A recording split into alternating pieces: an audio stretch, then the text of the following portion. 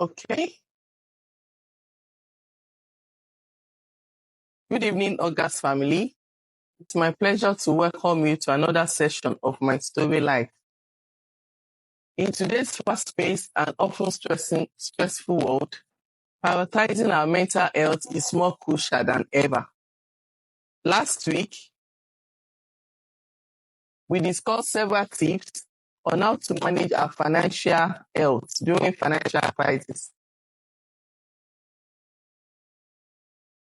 And at the end of today's session, we are going to introduce a secondary guest to you who can help you to cut down on your expenses. Tonight, our primary guest for tonight is Madam Asandia Hogan, and we'll be discussing the topic, how to navigate divorce when children are involved. So I will employ all our viewers to please sit back and enjoy the session. So I'll bring on board our guest for tonight.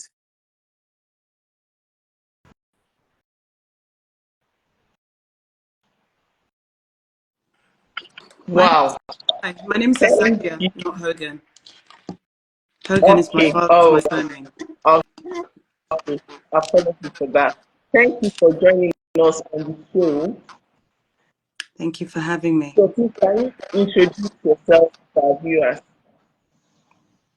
My name is Asandia Hogan. Yes. I don't know what else. Kindly Sorry? introduce yourself. I said kindly introduce yourself to our viewers. Yes, my name is Asandia Hogan. I'm a mother, I'm a business person, and that's really it. Thank you so much. We were fascinated by a post you shared on divorce and parenting. Please, could you tell us what inspired you to write the article? Okay, so my post was not about divorce. My post was about the struggles of being a single mother. So it wasn't necessarily addressing divorce. It was just addressing the realities and the travails of being a single parent, especially in the Nigerian community, most especially in the Nigerian community. So what did you ask me? What did you say? What inspired it? Because it was breaking up. I could only hear the beginning of what you said. Yes, we read your article on divorce and parenting. We read your article on divorce and parenting, and it was so touching. So we wanted you to tell us what inspired you to write the article. Okay.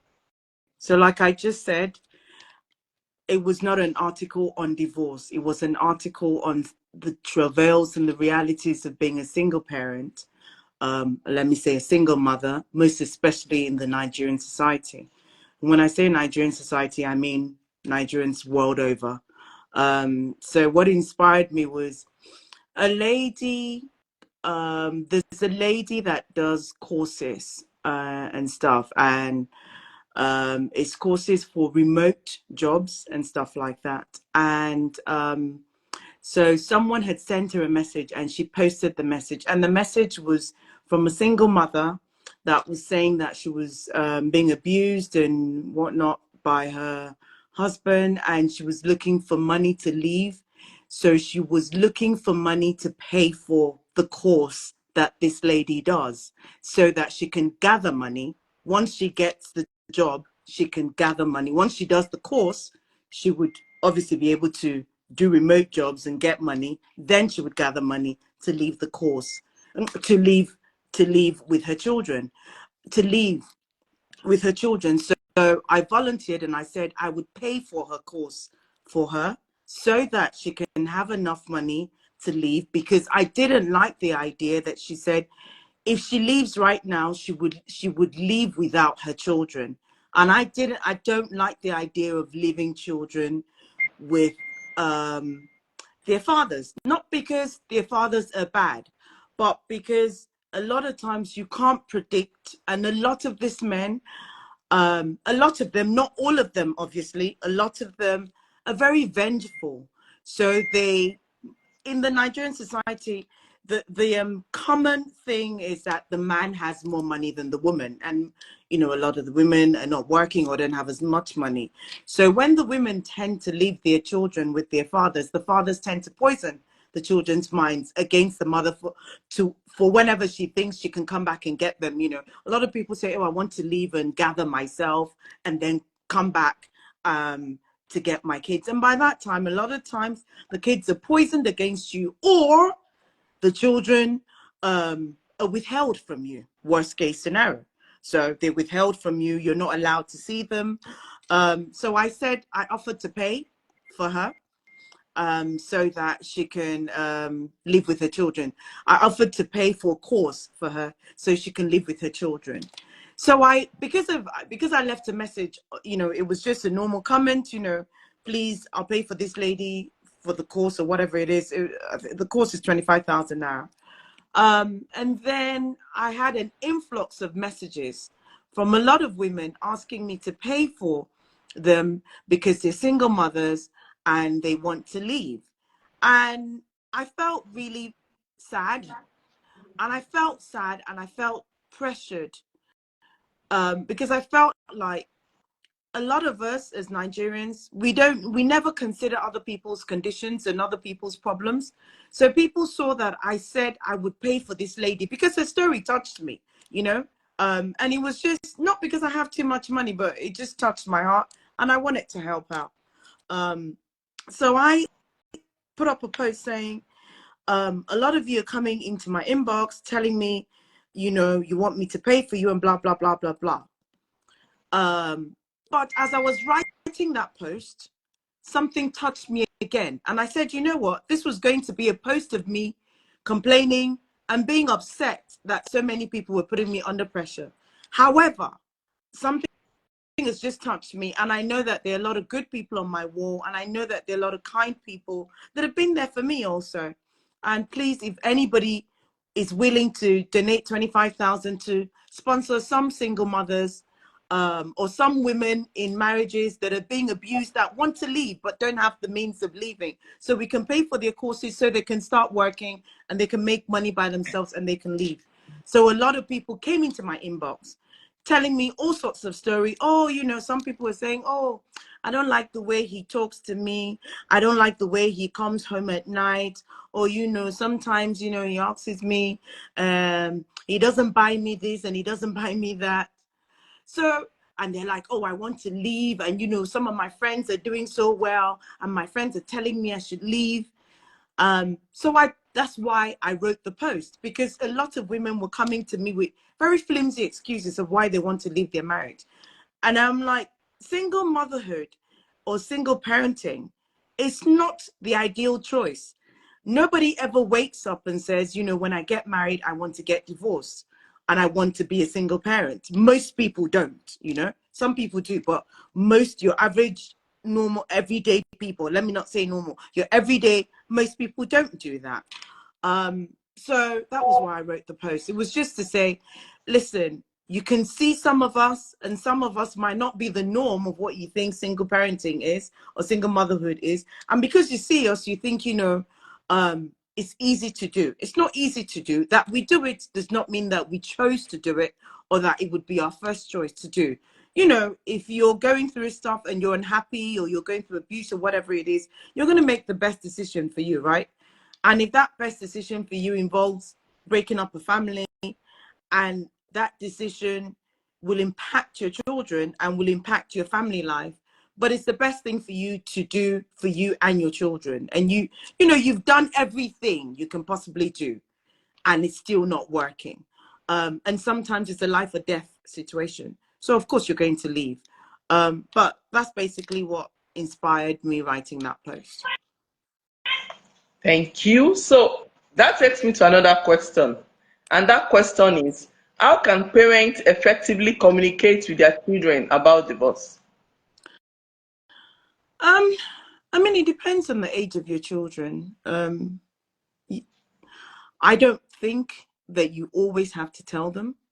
And sometimes, you know, you've just got to be able to talk to them in age appropriate language, you know? So you might just say, you know, mommy and daddy are not going to live in the same house, but, you know, mommy and daddy are always going to love you.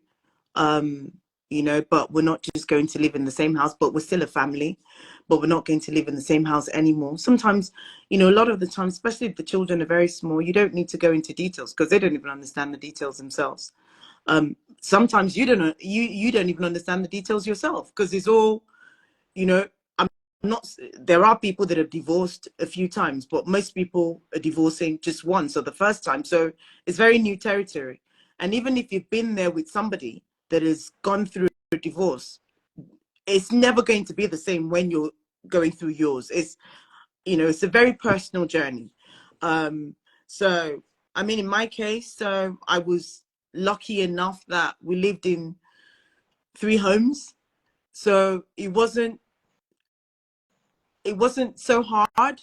So that's why in my post I said, don't look at me and think I'm the norm. I'm not the norm. Don't look at me and think you see me living a certain lifestyle and you think, oh, you know, if she can do it, I can do it. You're not me. You don't have the life I have. You don't have the privileges I have. And I'm, you know, I never take for granted my privileges. I know that I'm very privileged and that, you know, your average woman is not in my position. So like I said, you know, we had 3 homes. We had a home in Lagos, a home in Calabar, and a home in England.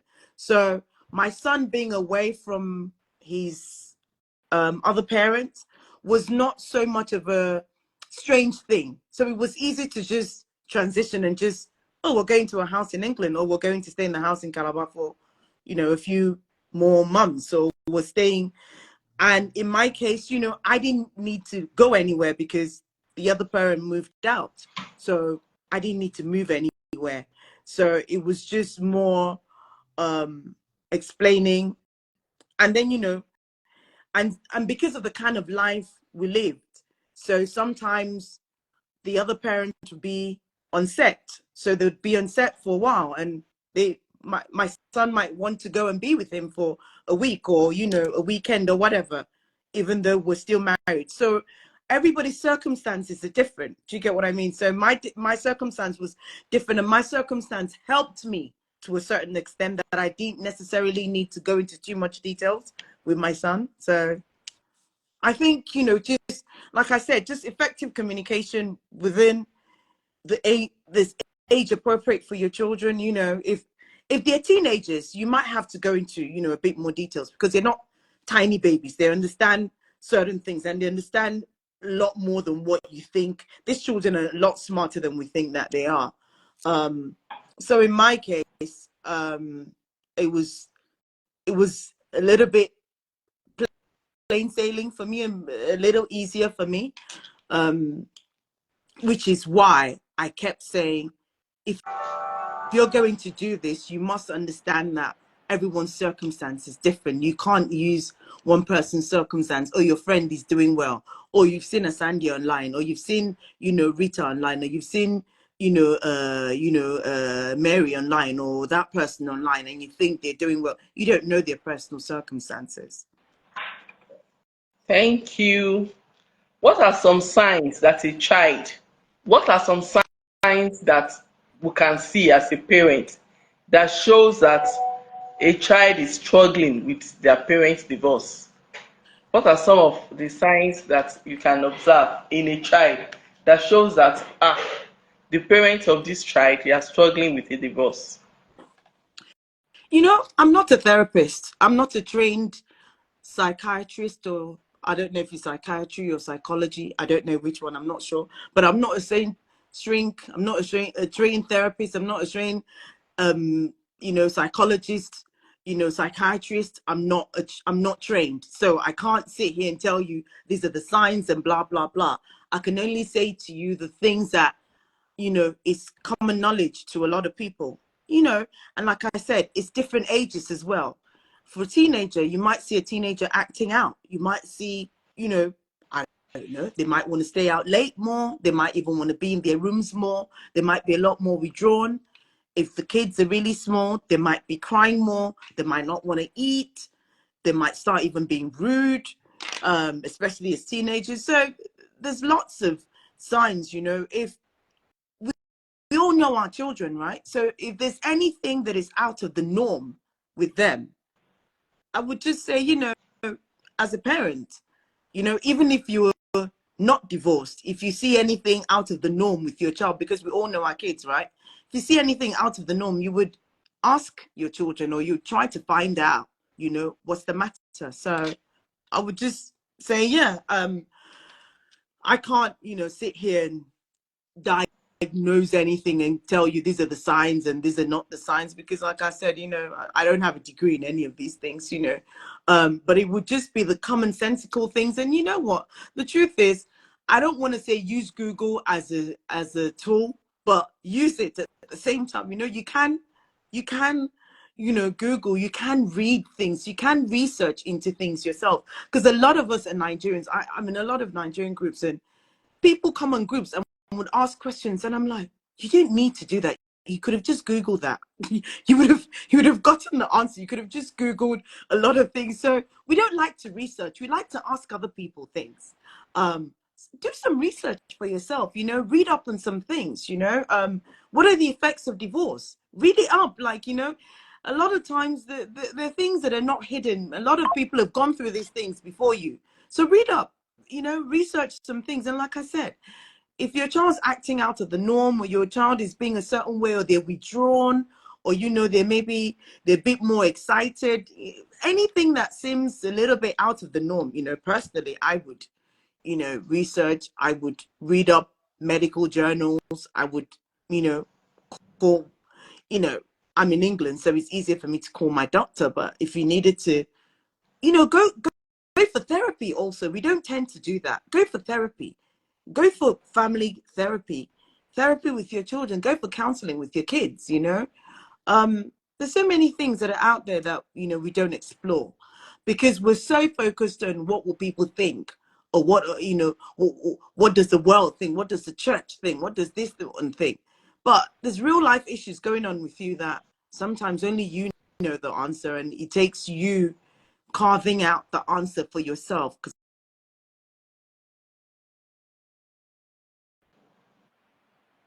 still there, or you jammed. Thank you so much, Asandia. Okay, the last question I'll be asking you for tonight is, Oh, what that was quick. advice? Okay. I thought there would be more questions, but okay, fine. Go on. Because your answers, you've answered most of the questions I would have loved to take. So Okay. the last question is, what advice do you have for parents dealing with a difficult co-parent? This is a very wide topic, if I'm honest. It's very wide because there's so many things you can do. I mean, and there's so many angles to what you would call difficult. What is difficult? So, is it that they're not giving child support? Is it that they're not keeping up to the end of the bargain in terms of visitation? Is it that they're not calling the kids when they say they will? Is it that they're not turning up, you know, when they say they will, i.e., you know, like I said, visitation? They're not child support, emotional support, you know, and in my article, I think I kind of pointed that out, you know. You can go to, I mean, in Nigeria itself, you can go to welfare. I know that the welfare people in Lagos are very hot on these sort of topics. They're very, very on point. And they will, a lot of times they'll take up your case free of charge, you know. I know people that their cases, they've said you don't have to have money, they'll take up your case, because at that point, it is the state versus, you know, Mr. You know, Ade, you know, Mr. Ade or Mr. Ola or Mr. you know, Emeka or whatever. So it's not that, you know, they take it up to the point you anymore, as them, because they're failing children, and they're very hot on it. So it depends on so many things. The thing is, if there's a co-parent that is traumatizing you and affecting your mental health, and affecting how you are parenting the child, which means, for example, I mean, I'll just give the most common example, which is, you know, most of the children are with the mother, and let's say, you know, the man is being, you know, being difficult and stuff like that. It is, or you know, he's trying to make your life hell, and it's affecting your child. For example, you know, a parent says they will call, they don't call your child. Your child is sitting there expectant of, you know, daddy to call, and daddy doesn't call. And so you're left with answering questions, you know, from the children. You know, Mama, why hasn't Dada called? And some parents would lie. But you see, the thing is, you can only lie for so long, and you can only fool your children for so long, because these children are very smart. They will start to understand. They will start to know if you think you're going to lie.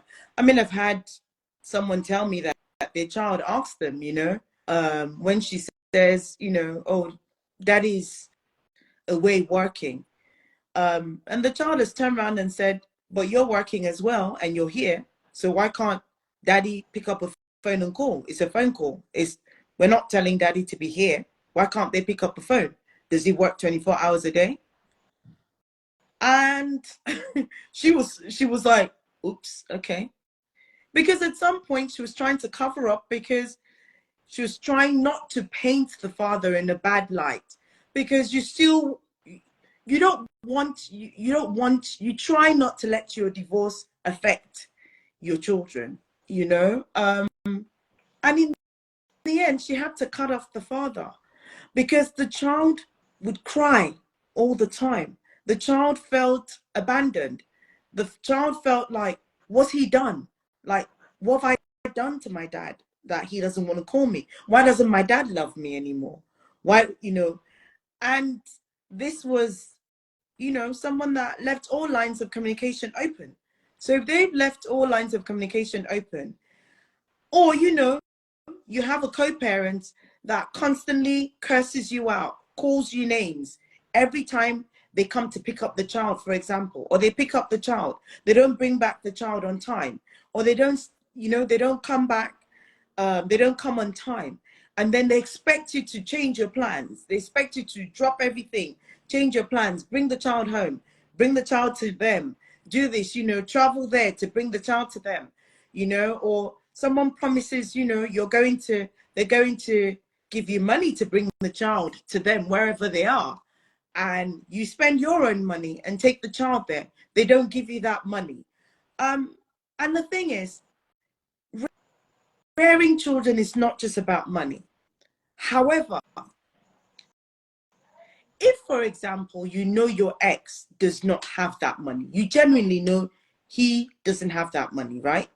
But your ex is doing everything else, right? Yeah, they turn up to pick up the child when they're supposed to, return, you know, bring back the child when they're supposed to, call the child when they're supposed to, you know, do the things that money can't buy, right?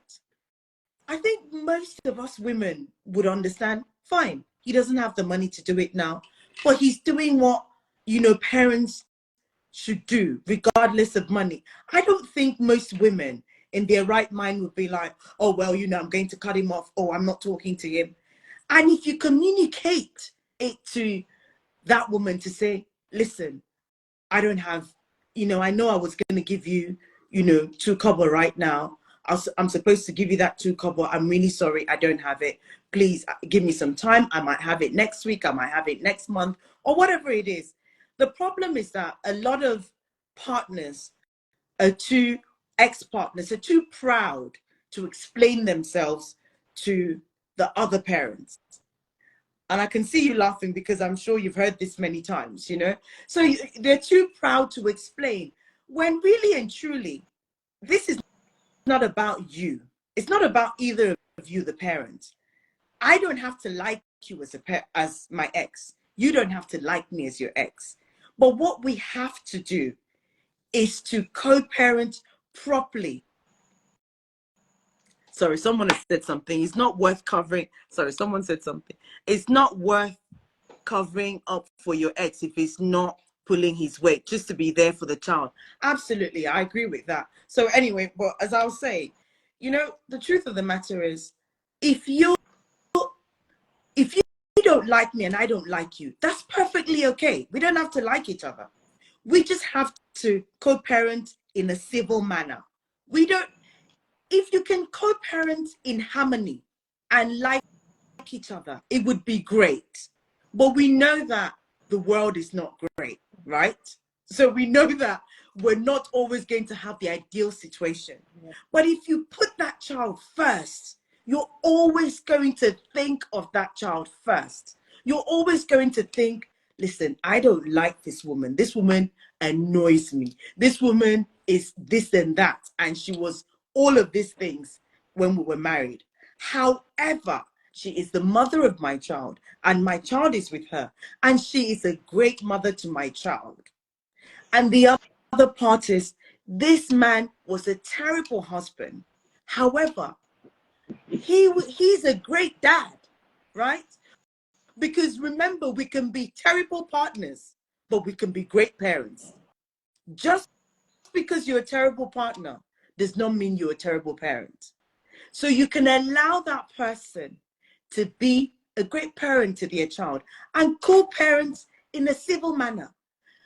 You know, you don't even have to talk to each other. I know people that don't talk to each other.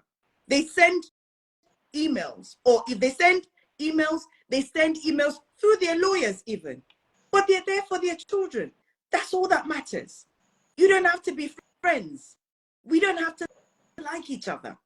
We've just got to realize that this is not about us. I don't like you for anything, and you don't like me for anything. However, we have this innocent child or children between us. And the best thing we're going to do is to try and be civil to each other. So if you've got kids that are teenagers, right?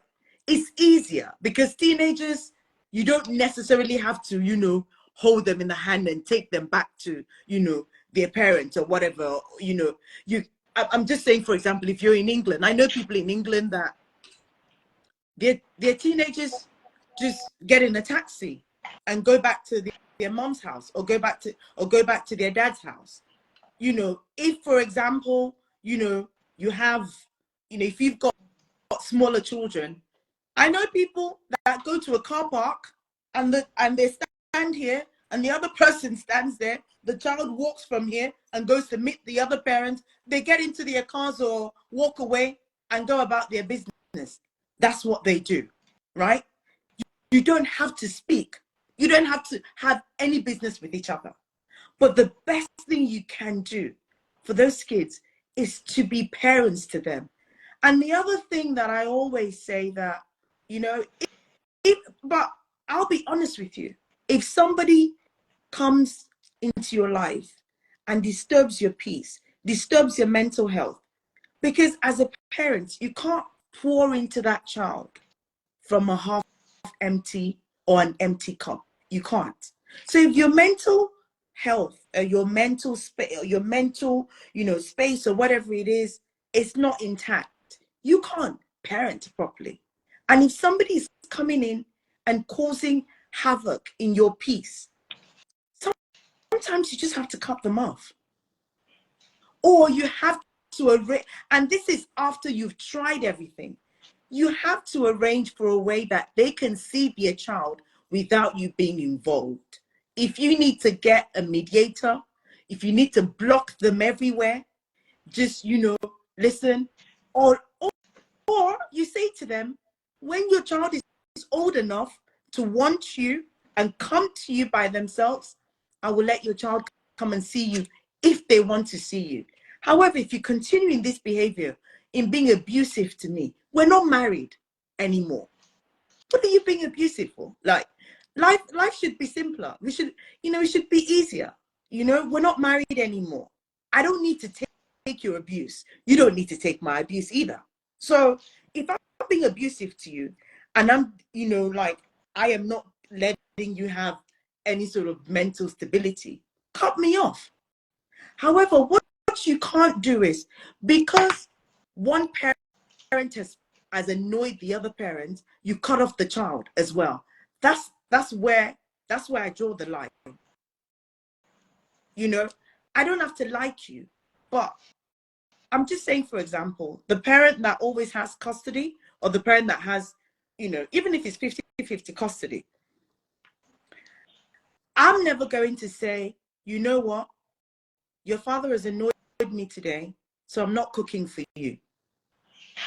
Do you get what I'm saying? You know, most of us are never going to say that.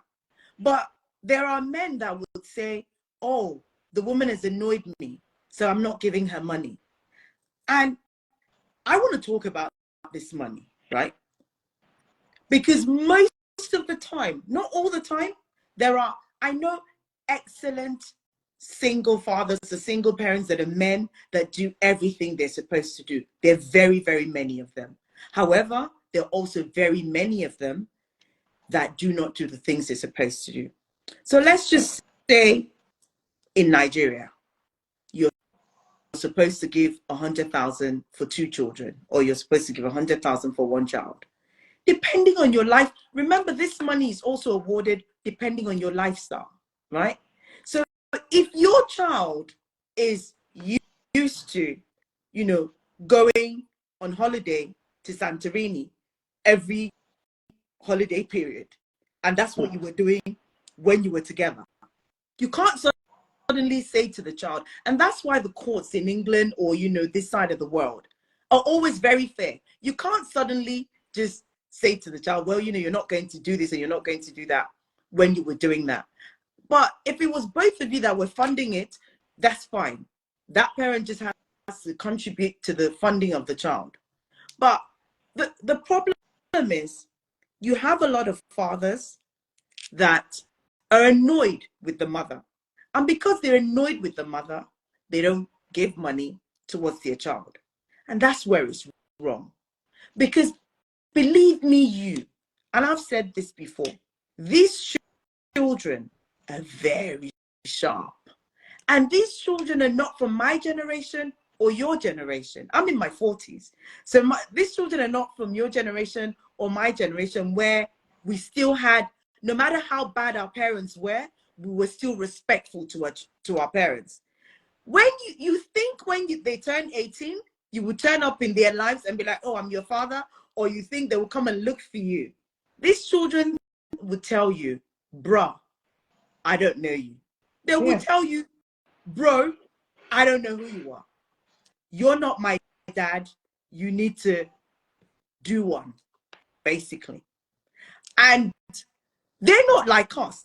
I would never have said that to my parent. I would never have, you know, no matter how bad they were, I probably would not forge the relationship, but I would just be quiet.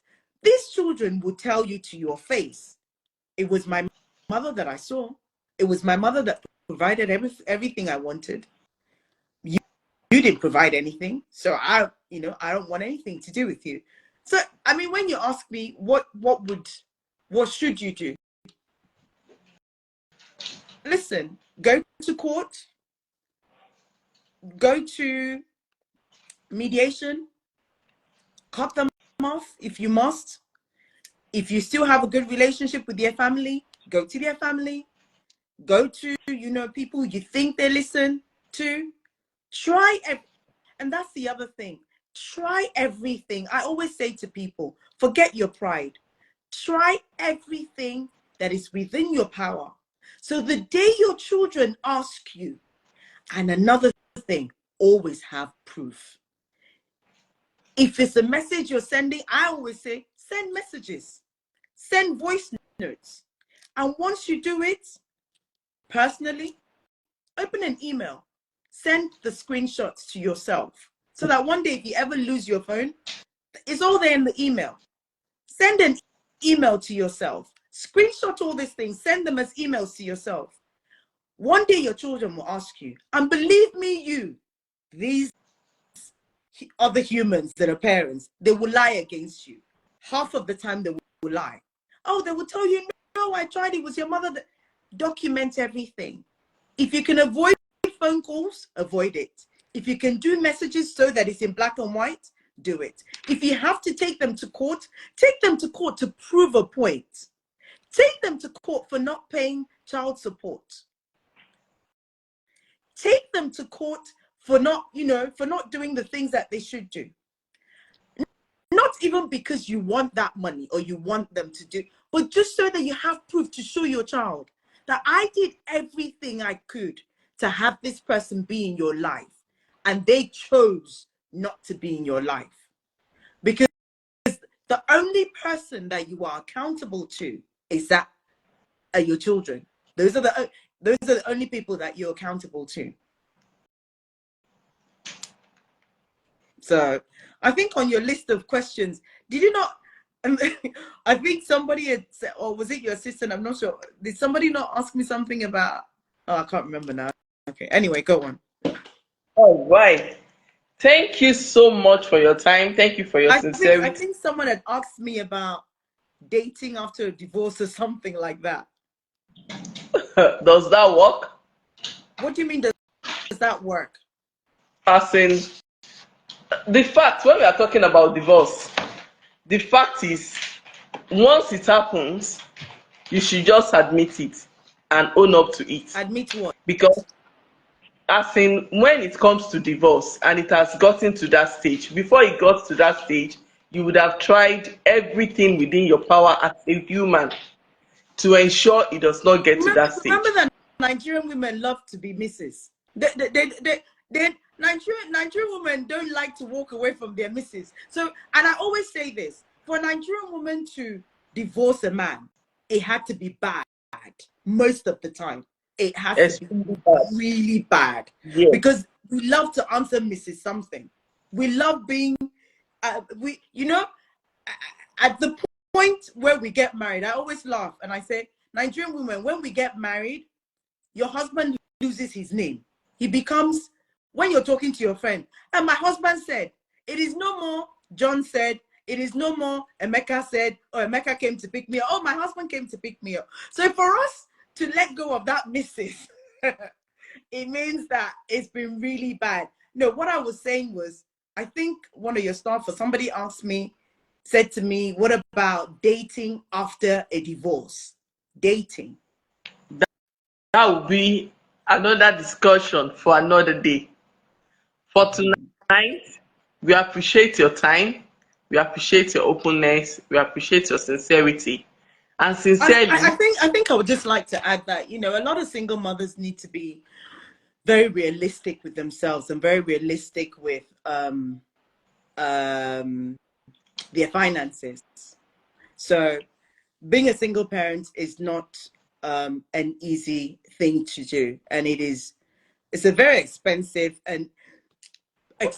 emotionally, financially, mentally, physically, psychologically, all the alleys you can think of. It's very expensive in every way. So I think before you embark on it, try everything, exhaust all exhaustibles,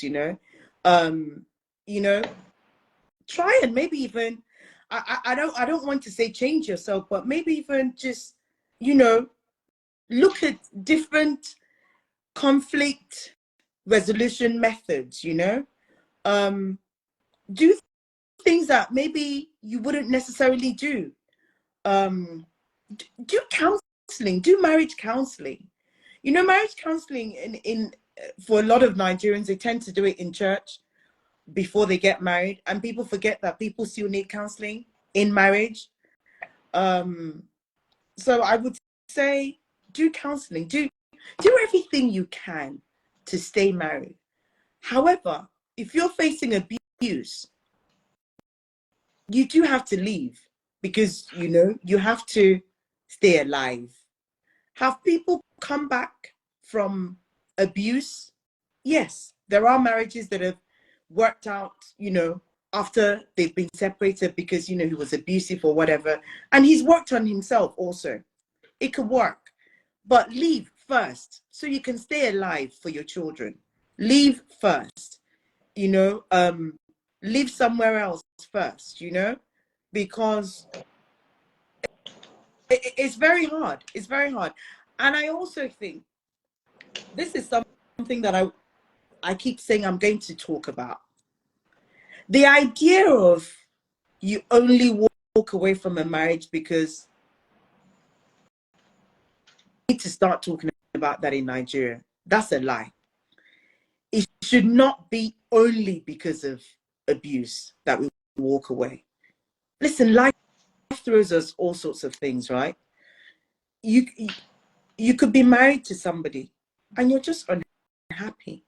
You're unhappy. There's no abuse. There's no, necessarily, anyone beating you or anything.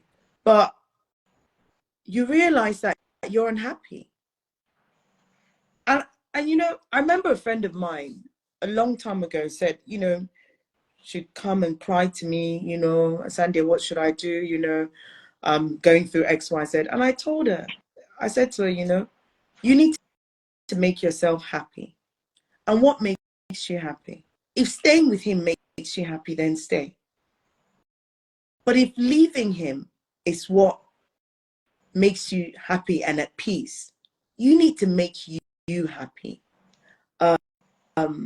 And you need to understand that, in this world, we have to be selfish. Your happiness has got to come first. Your sanity has got to come first. Being in a marriage, and listen, I don't think being in a marriage that you're going to be happy every single day. You're going to be, dancing and, jumping around every day. I don't think you will. But if you're not, if you're not somewhat happy most of the time, then solve the problem. What's making you unhappy? And if that problem is not solvable, you might want to think about, maybe you're better off on your own. It is okay to realize you made a mistake. Maybe this isn't who you should have married. Or maybe you're not actually in love with this person anymore. And there are times you're not always going to be in love. You're not always going to be in love, but maybe you like this person. Do you like them? Because love is hard work. But do you even like, like how you like your friends, you call your friend and, oh, what are you doing? Let's hang out, because you genuinely like their company. Do you like the person you're married to? Do you like their company? Do you even like being around them? Do you like gisting and just talking about nonsense and just playing and giggling and goofing about with this person? And if you don't like that person like that, then, like I said in my article, I'm not here to advocate for divorce. It's the last thing I would ever do. But it happens because it's life, right? A lot of things we don't plan for and we don't hope for happens to us. So what do? You can't kill yourself on the hill of divorce. You can't say, I've gotten divorced and my life has ended. You're not going to end your life there just because you've had a divorce. You're going to be, and one of the things a lot of us don't realize is you have to find out who you are after a divorce. Who are you? Because you've changed. You've experienced things, and they say divorce, death, and moving house are 3 of the most stressful things to go through in life. A divorce is very, very stressful. It will task even the strongest one, the strongest of us, it will task us. And so you've got to be able to realize you've changed. So spend time in realize and finding out, who are you now? Like, who is this person now? This is somebody that has gone through a divorce, has gone through trauma, because that is a divorce. It's trauma. It's a traumatic experience. So if you're going through this trauma, how has this trauma affected you? Every trauma, every major trauma we have in life affects us. It will affect you as a person. So how has it affected you? Who are you now after your divorce? Are you now a confident person? Or are you now this withdrawn person? You used to be confident and you're now withdrawn. So who are you? Spend time in finding that out, and what kind of parent are you now? Even you might be the parent that never used to shout, and now you're frustrated and you're angry with a lot of things, and you just shout at your kids all the time. So find out, who are you? This, I just think, we don't talk about mental health issues a lot in our Nigerian community, and it's something that we need to talk about a lot, because the stigma of divorce, I mean, I personally don't have, maybe I'm just different. I never think of these things as stigma, because I'm getting on with my life and doing the things I need to do. So I don't know. But I think there's so many of us that are worried about what people would think, what people would say, and these stigmas bother us, and I just think there's so much that is put on the plate of the single mother. Everybody stigmatizes the single mother, forgetting this is the person. Two people birth a child or children, and the person that chose to stay and take care of those children is the person that gets stigmatized. Like, make it make sense. It doesn't make sense to me. That's the person that is a stayed to take care of the child. That's the person that is there with the child 90% or however many percentage, and that is the person that is being stigmatized. It makes no sense to me. So I think as Nigerians, we need to start being a bit more sensitive, and people also say things like, you didn't tell me you were divorced. It's not gist. It's not something to tell. It's not something to tell. Like, it's not like, oh, hooray, like, I don't know, like I got a promotion at work. You don't go around like, it's a very personal, deep-seated issue that people deal with. And we've got to be able to give people the time and the latitude to deal with it in their own way. We've got to give people the grace to deal with these things in their own way. It's not a topic for conversation. It's not like I'm going to call you up and be like, hey, babe, how are you? Guess what? I'm getting divorced. No, most people don't do that. It's very traumatic, especially when children are involved. So I just think that we need to be a lot more sensitive with this whole divorce thing. And, I'm not a man, so I can talk from the point of view as a woman. But I also know that there are a lot of men that are suffering from divorce as well. There's a lot of people that are in pain. And especially when I put up my my post, my head was whirling, because there's so many people, so many men coming to my inbox saying, I'm divorced as well. This is what happened. I'm in so much pain, blah, blah, blah. And we don't realize, men have they go through pain too.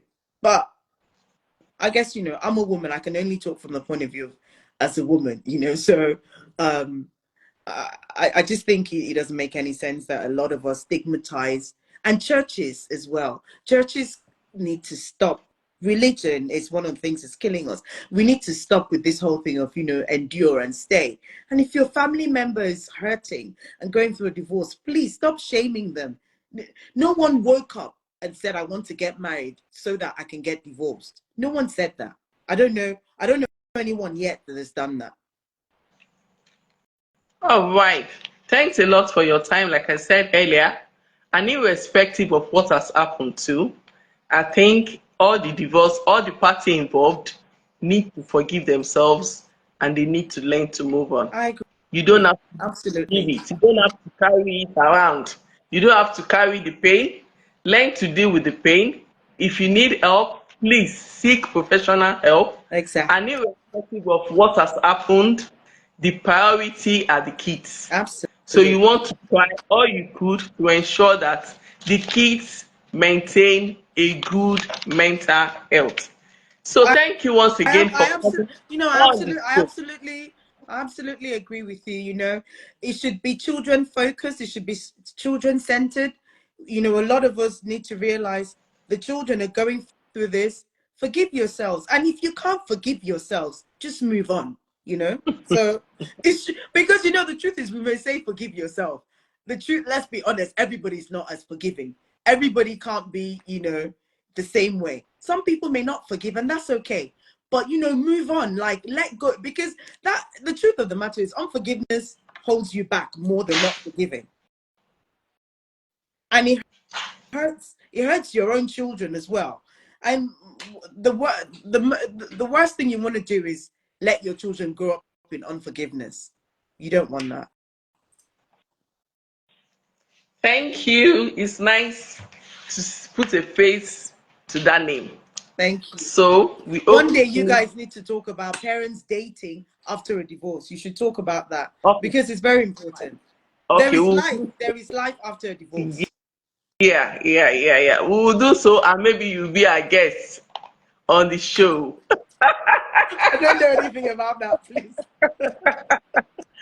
Thank you. So it's now time for me to bring on the second person for today. And what are they talking about? Okay, we are going to talk about how to manage our finances. So this second person is talking about how, in Nigeria presently we are experiencing blackouts. Oh. So this person is into solar energy.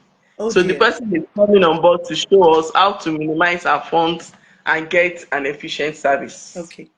So have a wonderful evening. And you too. Thank you for having me. Thank you for coming on board. Take care. Bye.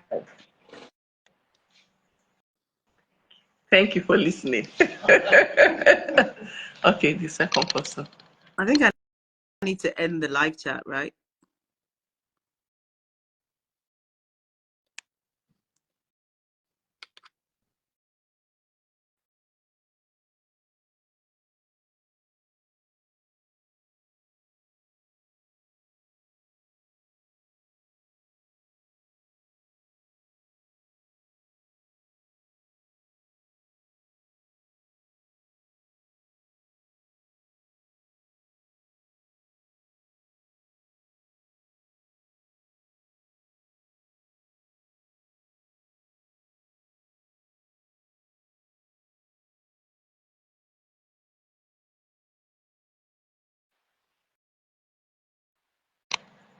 Carry on.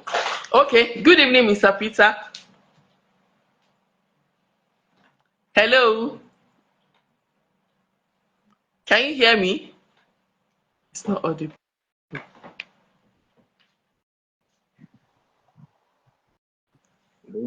Can you hear me? Okay. Good evening. How are you today? I'm good. Good morning. Good evening. Okay, fine. Thank you. Please, can you introduce yourself to our viewers? My name is Michael Peter. I'm a renewable energy expert. And, currently about solar energy system. I'm the founder of Prime Radiant Energy Solutions Limited. Okay. Nice to hear from you, Mr. Michael. Please, how can your solar system help people who are trying to reduce their expenses on electricity? Yeah. As said before, solar system has a lot of advantage, but the one that is most beneficial with respect to our current situation in Nigeria today is reduction in monthly energy bill or monthly power bill, so to speak. So, based on experience and my calculations, it is possible to reduce your monthly expenses on electricity by 80% or more than 80%. And we know to live a good life, we need electricity, we need power. But currently, it is very, very expensive to have. I think last year, the Nigerian government increases the tariff of electricity per kilowatt hour, isn't it? From 68 naira per kilowatt hour to 225 naira per kilowatt hour. That's more than 100%, almost 200 or 300% increase. So solar energy has been a saving grace to a lot of people. They installed it. You just have to install it once and the system will continue to work, giving you free energy from nature. Your carbon footprint will reduce. Your monthly energy bill will drop drastically. no noise, no repair, no maintenance. In fact, it is the energy of the future, and it can actually help so much if you are trying to cut down expenses, especially on electricity. Okay. So what packages do you have available? Oh, there are lots of packages. Because of the economic situation of things, the least package that we have right now is about 1.1 million naira, and that's what we come with a battery, one solar battery, two panels, the an inverter of 1.5 kVA system, um, every other thing in between. That package, you can power the lights in your house like two, three, four, five lights, the television, a mini size fridge, standing fan or ceiling fan. I think those are the basic appliances that one needs in the house. So if you are able to get that, you can start from that, and then you continue to upgrade as time goes on. Okay. So that is So one package, the lowest. And then there are other ones. We have on 3.5 kVA system, we have 5 kVA system, 7.5 kVA system, 10 kVA, 15 kVA, 20, 30. It goes on and on. There is no limit to what you can achieve with it. It now depends on your budget that will determine your budget and your load requirement. That is what will determine the system that we are going to design for you in case you want okay. to install one, or you have somebody that is in need of it. Thank you, Mr. Michael. So we would like you to drop your name and your details in the comment section so that our viewers that would love to contact you can be able to reach out to you. Okay. So thanks for coming on board. So at this junction, Thank you. I'm going to appreciate all our viewers at home. Thank you all for joining us today and being part of today's important conversation. So we look forward to having you on board same time next week. And before then, please prioritize your mental health.